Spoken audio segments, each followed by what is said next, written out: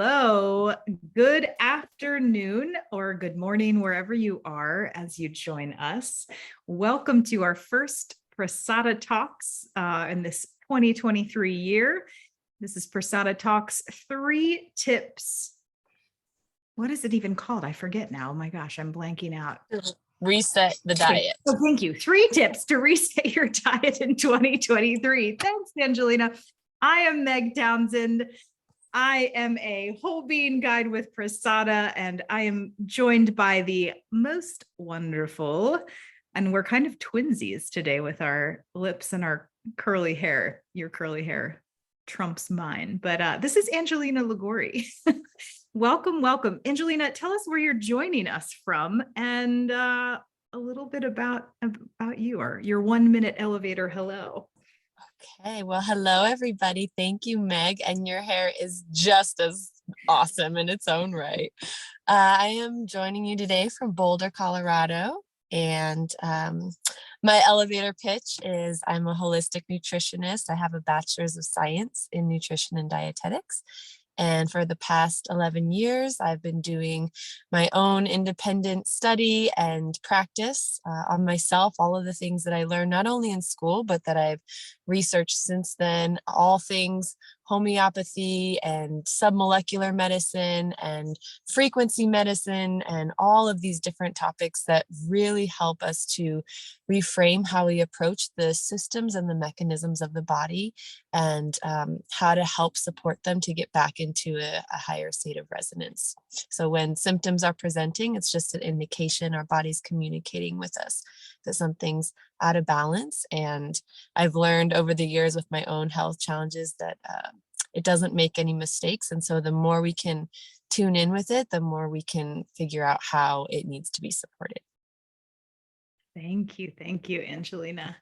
So glad you're here. Every time I speak with you, Angelina and I have been developing different nutrition and digestion and gut health presentations over the past 6 months. She's one of our newer guides on the team. And there's just always some nugget of inspiration I pull from you. So I'm really glad that you're joining us this month, just to give us some practical thoughts and tips. And Angelina has like the science to back it up. And sometimes it's like a lot of science and you say words like, what does that even mean? But then you explain it to like the lay person who hasn't studied the depth of science. But then you also have this capacity to just give us like simple steps. And that's what I hope we walk away from at the end of this is like, what are 2 or 3 things that we can do? We'll get to that eventually, that we can just, start to plug into our day or our week to really support our digestive system, because that's really a central core of, our whole being, our health, and just how to nourish ourselves more, because that's our theme for this month is nourish. Which is kind of so against the grain. Like typically this time of year, everyone's like, I'm going to reset my whole life and I'm going to like totally overhaul. And I have a laundry list of, goals and expectations and resolutions and all of these things. And that can be a little bit much because it really isn't so much in alignment with the winter time, right? Yeah.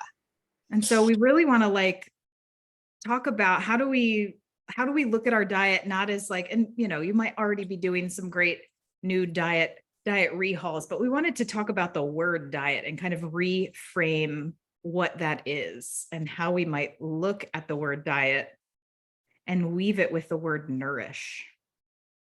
So when I see that, what comes up for you just in your experience and your practice and your life, diet and nourish? Because sometimes diet in sort of the Western model is like, let's just restrict, let's just take out. So what would you say if we start to weave these 2 together?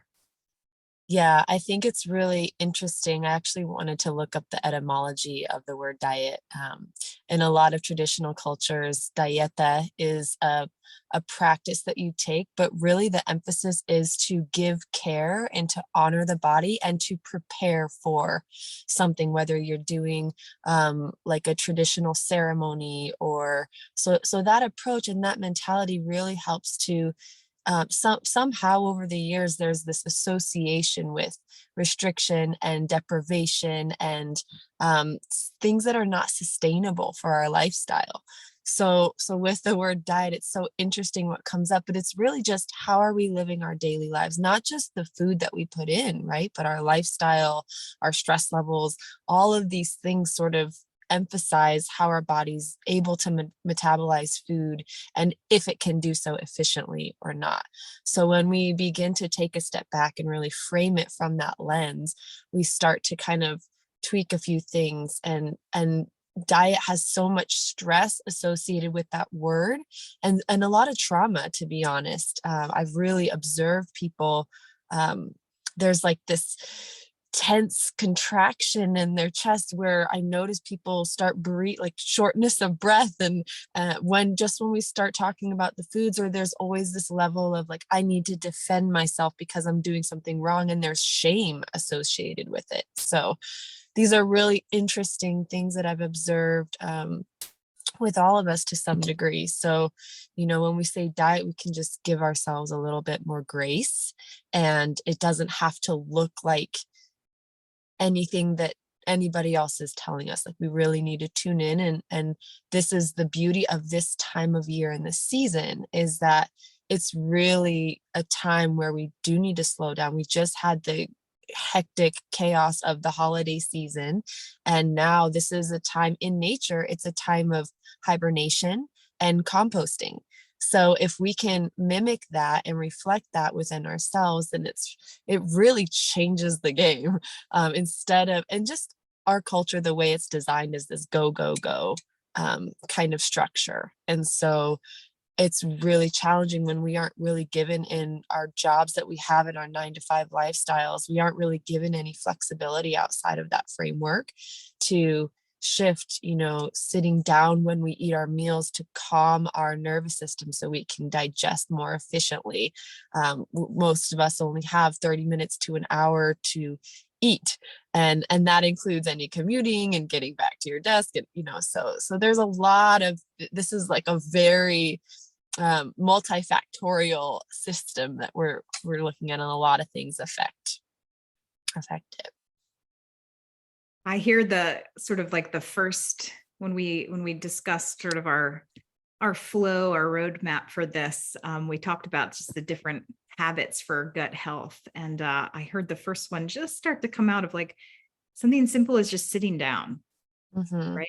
Rather than eating as you move, eating on the go. And can you tell us just a little bit about why we want to sort of slow down and eat rather than eat while multitasking, or obviously eat while driving and Angelina's in her car, but she's not currently driving, just so you know. She's a gal on the go this season, cooking for all sorts of events and such. So yes, I'm glad we caught you, but you're not driving. So we also eating while driving, eating while walking on your treadmill desk, or eating while you're doing other stuff. yeah. Why? Give us the case of why, because sometimes the science helps us to kind of remember, like, oh, this is actually not supporting me, and I'm going to think twice about this habit that I've gotten into, a faster, sort of quicker eating. So how would you recommend somebody who recognizes, like, oh, I'm eating while I'm doing anything else except just eating? What's kind of like a first stage that they could do to kind of steer? Because maybe sitting quietly for 30 minutes and chewing slowly, that's too far from where it's not realistic. Yeah, give us a little of like the why, and sort of maybe a couple steps to get us towards the eat while sitting. Yeah. Okay. So I'll start with the why. Great break it down framework, Meg. Thank you. The why is really, it goes back to just simple, like, how our bodies function. And if you think about, running from a tiger, that's this example that's given very often. When our body is in a state of stress response, certain systems will shut down. Our reproductive system, or energy is redirected from that system. It might not completely shut down. So our digestion, our bodies require about 70 to 80% of our energy needs to be available for the digestive and metabolic process of it's like this huge factory, and all of our cells are functioning to break the food down into its smaller components so that we can actually absorb it, and the body can send it down the different transport pathways that it needs to go to so that we can absorb it in the right tissues that we need, depending on what the nutrient is. So if we are running from a tiger, what's going to happen is that system will kind of be paused, and we're going to need to put energy into our muscle tissues and create more ATP for energy production, and we're going to build more lactic acid in our muscles, and all of these chemical reactions are going to happen in our body. And instead of being able to secrete the enzymes necessary from the pancreas, and the stomach acid production will be decreased, and all of these things, so that our food is going to be like semi broken down, and that's just going to transfer through the digestive system, not completely digested in the way that it needs to be. So we're not even going to be able to absorb the nutrients properly, or as much or as many as efficiently. So that kind of sends this cascade down the line of what needs to happen to be able to just absorb. And really it's about minerals, and those minerals help to provide this electrical charge that's in our body. And we're learning a lot about how cells actually work, and what is in our biology textbooks isn't actually an accurate representation of what's happening. And there's a lot of research recently and in the past, and who have presented this information. So we're really learning that we need to have the proper mineral balance and the proper water structure, hydration, and electrical charge to be able to give our cells what they need to be able to work. So that's the why. And then what you can do to kind of help support, it can be little things like planning ahead, maybe packing your lunch with you, so that will give you a little bit more time, or having something on your schedule if you're going to have food delivered. Also tuning into like what feels good to eat for you, like what are you excited about. That's really important to really enjoy your food. One of the beauties about food is it's supposed to be a pleasurable experience, and we often forget that, and it's done this like autopilot, mechanical, we have to eat, we have to do this and this, because we aren't given a lot of flexibility in our schedules. So if you can get excited about what you're going to eat, and then find a way to do that, the substitution game, this for that, and to slowly adjust what is a healthier option, or an option that might support your body. So instead of something that can be more inflammatory food, how can I substitute like that kind of sugar so it has a lower glycemic index? Or maybe I'll add, if you can imagine your plate as a pie, and then eat, about what is it, like 40% of that or 60% of that be vegetables. So the majority of your plate is vegetables, and then you have the other components of your dish. So when it comes to eating on the go, there's a lot to consider, but if you can just maybe bring in awareness, or take a few breaths before you start to eat, or look at your food. We start to digest with our eyes, and really engage your senses and smell it before you eat it, because we inhale our food so quickly we don't even realize we're full, usually midway through. And so if we're really just taking a moment to pause before we start eating, if you don't really have time to do anything else, and then you can slowly get to the point where maybe you're eating with your family, or you're scheduling a few days a week where you sit down with some friends, or maybe you don't have the TV on when you're eating, or maybe you put on some music that helps you kind of calm. If you can get or use this as a guide, do your best not to eat when you're in an emotional state, whether you're stressed. So give yourself 5 to 10 minutes to just drop into your body, and then start to eat your meal from there. So that's like a really simple way you can start. I love that. And I love the remembrance of like just taking a couple breaths sometimes. And we teach that a lot, just 3 breaths, right? Inhale through the nose, exhale out the mouth, drop into your body. We did that right before we hit live together. Just to be more present. And somebody shares in the chat, yes, I recognize this So they said eating while watching a webinar, because we said bring lunch, because we recognize it's lunchtime. So we still want you to join, but we also recognize, yes, we're asking you now to digest what we're saying as well as digest your food. So hopefully, it's not ideal, but hopefully you're at least sitting down, and we've got you sitting down and eating your meal. And maybe as Angelina offered some of those suggestions, maybe you start to engage a little, you can listen to us, but maybe not look at us, and look at your food. And if you're eating your lunch right now, smell your next bite. Take a couple minutes and just smell it, and use this as an opportunity to try some of these things on as you join us for lunch / a lunchy webinar, if you will. And something too that I don't know if you said it or if I've just heard it, when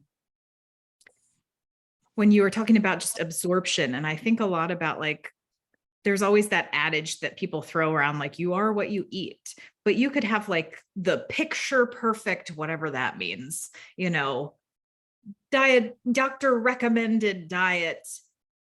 But if you're not absorbing it, right? If you're zipping around, so it's really, you are what you absorb. Exactly. And that's a very, we throw that around. That's a lot more popular now, bringing that into our awareness of, if you're and that goes with supplements too. So many people are getting all of these expensive supplements, but we're only absorbing about 35% of them on average, because our digestive systems are so inflamed.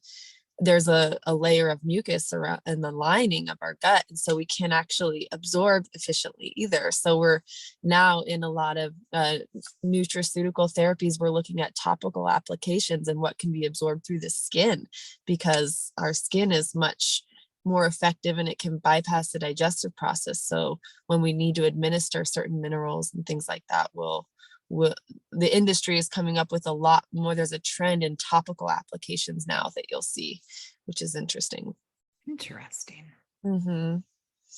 Yeah. So let's dive a little bit into the word nourish, and how can we nourish our whole being, right? When we're interfacing with our diet, and when we're just interfacing with our diet, because you said, like, diet isn't just the food, right? It's the daily activities in which we participate. So when we look at it that way, just the diet of things that we, put in our body and interface with, what do you think, what would be some ideas? Like, how can we truly nourish our whole being? Here. What does that mean for you? Maybe just speak from your insight.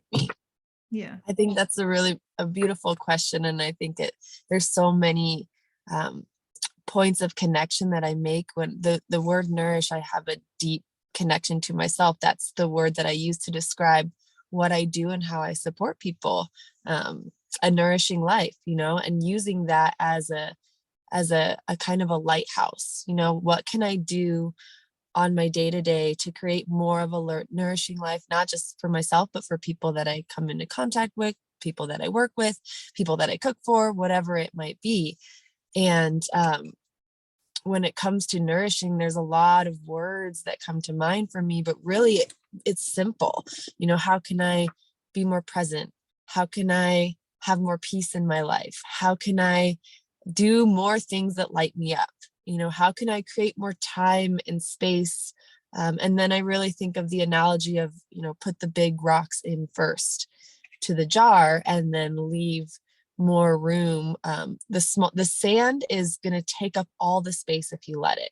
But if we put the things that are most important, instead of scheduling your priorities, prioritizing your schedule what you want to prioritize in your life and make that first and foremost. And so we all are going to be pulled in so many different directions. And this modern day we're constantly stimulated. We're constantly bombarded with all of this information. We're constantly engaging ourselves, and our minds are always on all the time. There's very little reprieve. So if you can just get out in nature, connect back to the cycles, and remember that we actually are nature and that we need to support ourselves and allow ourselves to kind of tune back into the cycles of nature more. And when we can do that, if you ever go camping, you're like, wow, I slept better than I've slept in years, and unplug, for lack of a better word. But I think just getting back to basics and simplifying and refining as much as we can. And that goes everything from our space to our financial stability and freedom and all of these things. So, but really, we all need to have time and space in our lives to do things that we love.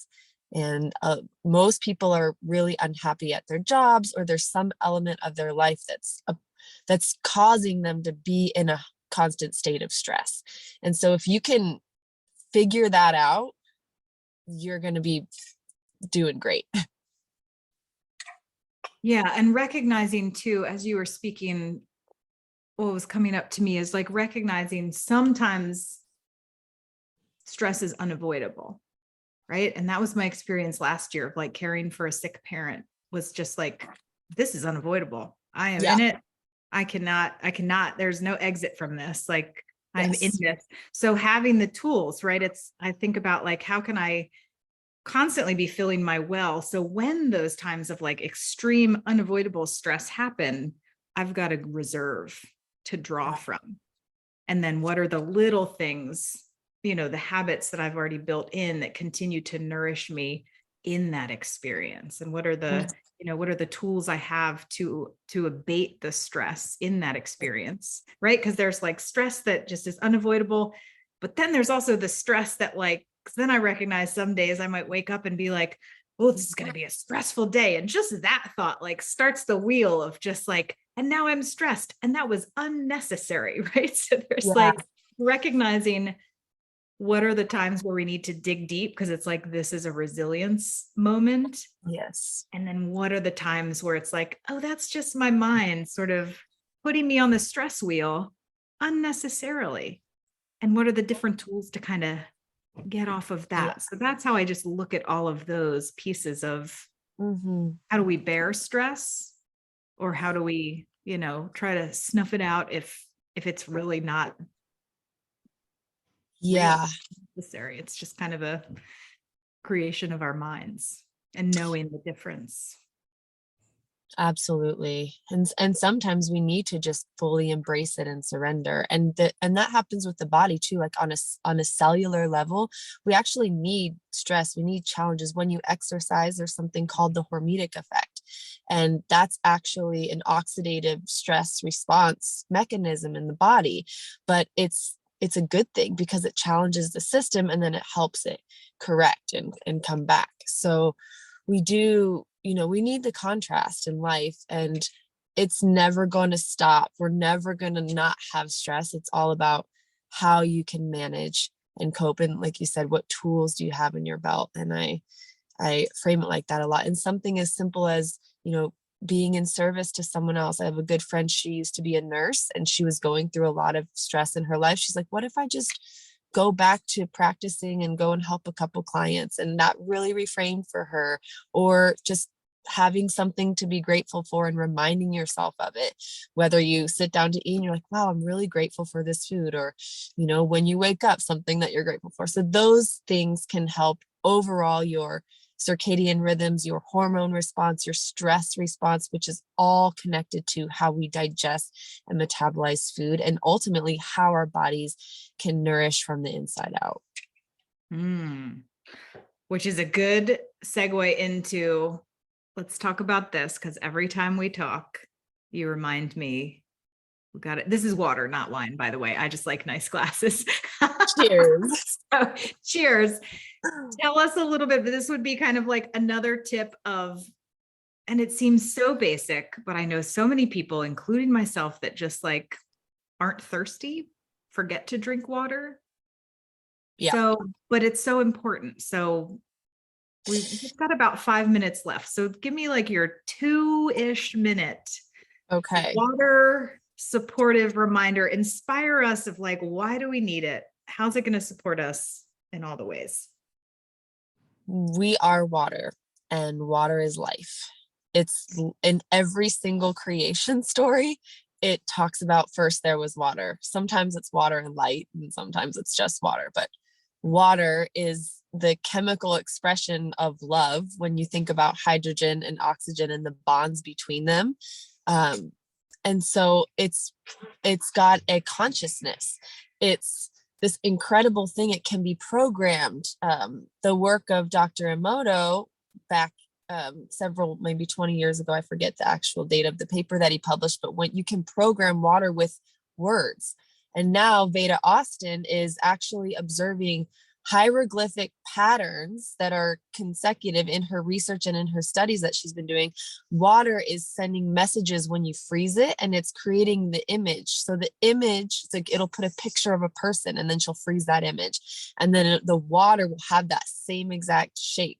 So the water is actually communicating with us. There's the work of Dr. Victor Schauberger. There's the work of Dr. Pollack. So these people have researched these properties of water, which has like 63 different anomalies. So there's a lot about it that we don't even understand how it behaves. So if we can remember that we are water, not only are our cells made up of, our bodies are like 70 some odd percent water, molecularly we're like 90 some odd percent water. So framing it from that perspective is going to be really helpful. And then understanding that there's a difference between hydration and irrigation. When we just drink a lot of water and we aren't absorbing it, we're just irrigating our system, like a sewage system, or if you overwater your plant, it's not going to be able to hydrate. It's just going to all run through the soil. So we don't want to use our bodies as an irrigation vessel. We want to actually ensure that those water molecules are being delivered into the tissues and we're getting hydrated on a cellular level. And there's a lot of things that affect it. Most of the water that we're taking in is not properly structured and energized. It's supposed to there's something called easy water. It's the fourth phase of water. And when our bodies are supplied with more easy water, it actually creates a barrier. And that's what causes the electrical potential and charge in our body that generates energy for our cells. So we want to make sure that we're doing our best to get a source of water, like a natural spring water, which is going to properly hydrate our tissues. And we want to intake water properly, ideally not too much with your meals, small sips throughout the day. If you drink too much at one time, you're going to flush your kidneys and you're just going to be irrigating. The kidneys can only tolerate about 500 milliliters of water every hour. So that's half of a mason jar approximately. If you think about it in that term, it really gives you a perspective. You just want to be taking little sips throughout the day instead of guzzling. And then if you can get a natural spring water source, that's the best. And then there's a couple other filtration systems that work really well. One of them is called Spring Aqua, but it's an investment. But if we think about the water coming out of our tap, that's actually dead water. If you look at a pond and it's stagnant and it's sitting, it's going to build bacteria. It's going to smell. Water is supposed to be moving, and that's the same through our bodies. We want to keep it moving, and we want to keep it structured. And our body has different vortexes, and our heart is actually a vortex that moves the water through. It's not even a pump. We're learning a lot. So that's my 3-minute spiel on water. 4-minute spiel. Yeah, 4-minute spiel on water. But it's there's a really great book called The Body's Many Cries for Water by Dr. Batman Ghali, I think is his name. They call him Dr. Batman sometimes. But it's a wonderful book, and it was written several years ago, but it's a beautiful sort of starting point. And the work of Dr. Victor Schauberger, I highly recommend as well. Awesome. Yeah, So powerful stuff. Drinking half a mason jar of water Per hour. Per hour. Yeah. Close, and little sipping sip. it. Yeah, just like a little sip here, a little sip there, rather than a chug. Yeah. All right. And that's going to support our absorption, our digestion, our gut flora, hydration, our stress, our brain chemistry. every person, there's people are walking around about 25 to 35% dehydration on average, and just a decrease in 1% of hydration affects our cognitive function significantly. So what that does is it produces lactic acid, so we're all walking around inebriated. Basically, it makes like we're drunk and our minds are not functioning properly. Our brains were exhausted and fatigued. So it's an epidemic. Dehydration is an epidemic. We're all walking around chronically dehydrated all the time. Yep. Yeah. It finally hit me. It's funny. Sometimes just like being in nature will hit me and be like, sometimes learning the science behind will convince me. And then sometimes just being in nature and I see like, I have a lot of plants, or even just walking outside in the springtime after a big rain, and you suddenly see everything's greener and more Yes. vibrant. And like I water my plant and a couple hours later, it's just like, so I'm like, it's doing that for that. It can do that same thing for me. So Yeah. that's kind of a reminder of like, just drink water to perk yourself back up. It might not Drink be that I water. need food to perk myself back up. It might be that I'm actually We're thirsty. usually thirsty first. And Yeah. natural light from the sun actually helps us absorb water. It's been found that our cells, we have cells that we operate on photosynthesis. So we can create energy from the sunlight. And this has been proven in several studies now and from researchers in the past. But we have this information now where we are actually light receptors. Our skin absorbs light and it helps to hydrate our tissues and create properly structured water within our cells intracellularly. So if we just get outside more and hydrate more often, that just those two things, wake up and watch the sunrise and watch the sunset, it will help reprogram your circadian rhythms and it will help your mitochondria. When they receive light, they actually produce water as the byproduct. So it's really awesome. Treat yourself as you would your plant or a plant. Get sunlight, get water. Don't move around too much when you're eating. Angelina, it is 1:02. I want to end soon in like a minute, because we could talk forever, as you can see. Thank you all so much for joining us. Angelina and I are leading, in case you'd like to join us at the end of the month on the 30th of January, which is a Monday night. We're inviting you could bring your dinner because it's from 6 to 7:30 again, but it's going to be a little bit kind of deeper dive into this, but we're also I'm going to put the link in the chat. We're going to talk about nourishing ourselves and just creating some joy in the kitchen. So if you are an avid cooker, or if you are nervous about being in the kitchen and not quite sure where to start, we're going to continue to talk about gut health, foods that can really nourish your gut. And we're going to have a little cooking demo. We're going to go into my kitchen and we'll just talk more about some simple things that you can make to nourish yourself, that are really adaptable so that you won't get bored with them, right? There's one great core dish in Ayurveda and functional medicine that can really be altered throughout the year. But it's not like intense food science to make it. It's really, really simple. So we're going to get back to the basics, talk about joy in the kitchen, cooking together, and a little more science as well. So I think we'll wrap it up for now. Thank you so much for joining me. You disappeared. Thanks so much for joining me, Angelina, and everyone who joined us live, or if you're watching on Facebook. Thank you so much. If you have any questions, please reach out to me, meg@prasadawholebeing.com.